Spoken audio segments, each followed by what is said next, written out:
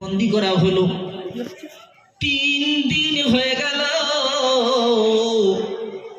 খাদ্য দেয় না।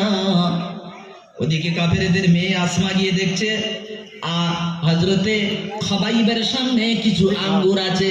বলছো ভাই তোমার কাছে আঙ্গুর? কিসের আঙ্গুর? এখন তো আঙ্গুরের সিজন না। আঙ্গুর পেয়েছো কোথায়? বলে আমি বলবো না।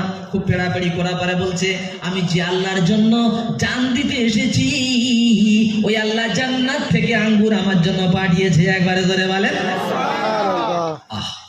4 দিনের মাথায় খোবাইবকে বার করা হলো, এলান করা হলো, এ মক্কার মানুষেরা আজকের খোবাইবকে মেরে ফেলবো, তোমরা দেখবে কে কে এসো।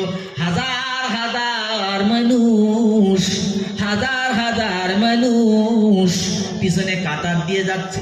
সামনে হযরতে খোবাইব নিয়ে গেল একদম একটা প্রান্তরে। ওর মধ্যে একজন আছে, তার নাম হচ্ছে আবু সাইদ।